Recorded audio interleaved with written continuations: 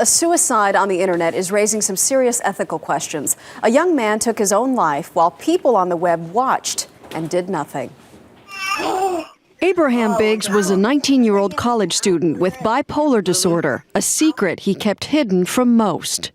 When he was in public, when he was around people, he was very happy, and there's really very little indication otherwise. In a normal day, you really couldn't tell that he got as low as he did, but that's the nature of bipolarism.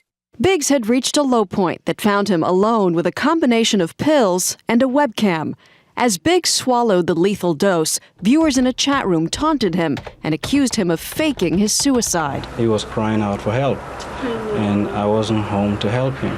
Ultimately, viewers notified the website, and soon after, a police officer burst into the video frame, but it was too late. I find it, very sad that people sit back at home and watch something like that and not calling some help for him.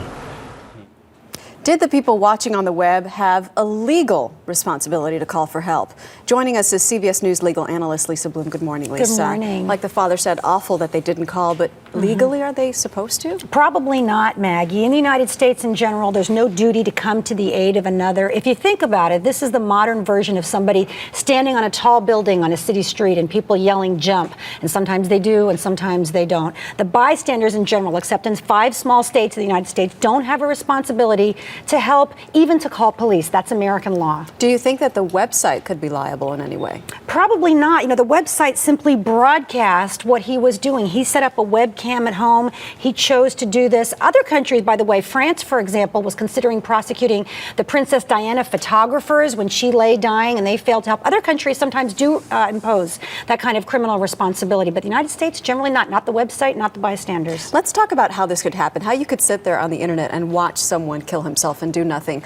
I was thinking about this. Could it be that there's just a disconnect? It's the internet. It's a box. You think that's not real? I think that's a very good point. It's like watching something on television. Even when we're watching nonfiction, the news, sometimes it just doesn't seem real. Some of the people say that he had threatened to do this before. They just didn't really believe it. When he put the pills in his mouth, they didn't believe that it was a lethal dose. They thought maybe it was vitamins. But it took several hours. You can imagine how the family must feel knowing that hour after hour as he lay dying and people were watching.